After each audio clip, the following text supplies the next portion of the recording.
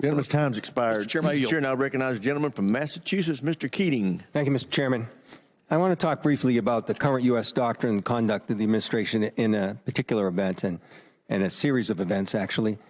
As everybody in the dais and the witness table is aware, the Department of Defense Law of War Manual specifies that any order to kill shipwrecked persons in an illegal order would constitute a war crime.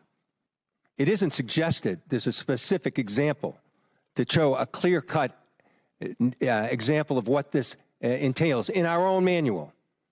With that in mind, let's look back a few weeks ago when a fishing crew ended a long day of hard fishing, scoring a full stock of albacore and swordfish on board. Without any warning or expectation, this small Ecuadorian fishing vessel, operating about 200 nautical miles off the Galapagos Islands, was militarily engaged by U.S. forces. It was hit once, then it was hit again. Not a warning shot, not an interdiction, 2 drone strikes. Survivors described chaos and severe injuries. Our U.S. forces then handcuffed the crew at gunpoint, placed black hoods over their heads, seized and scrubbed their devices, and then held them for days. Ultimately, the crew was released, given there was no evidence to support any narco activity or any charges that may be against them. So to recap, we struck a vessel, we struck it again, set fire to it as it was sinking, and as public reports say, even drank their beer. We detained the survivors, and then we let them go. This should be eye-opening.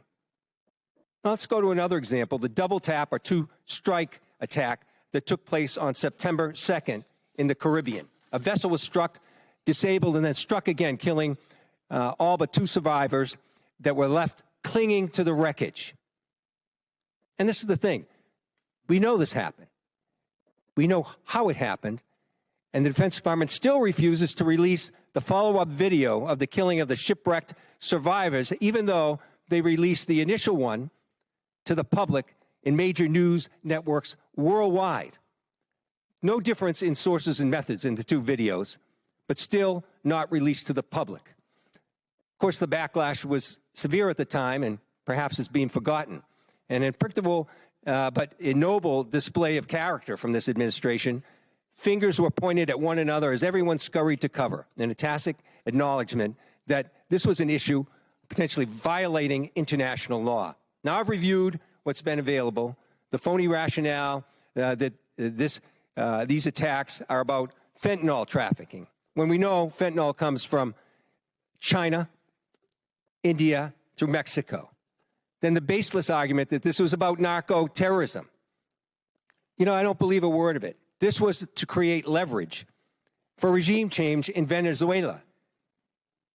And now the president acknowledged that was about oil.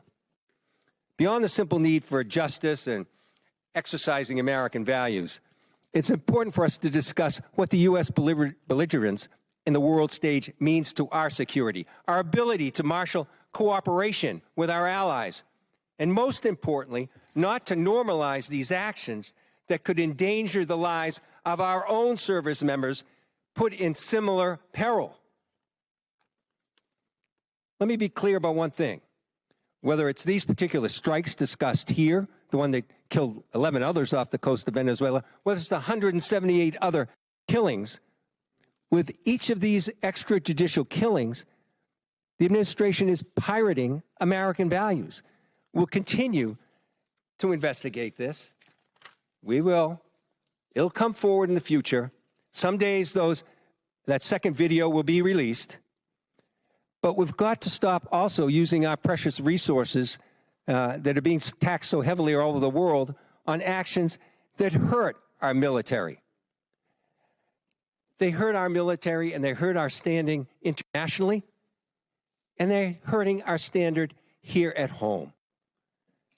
I hope that we can move forward. I hope we can review whether these are justified, because I found no justification. We were given classified information on the second strike. I can't discuss it, but I must tell you, it's the most convoluted bullshit I ever heard in my life. This should be public. This is our honor. This is what makes American a difference maker. This is what we're It's an proud of with incredible our array of false accusations. And I yield back my Incredible. time. Gentleman yields back. Chair now recognizes the gentleman from Texas, Dr. Jackson.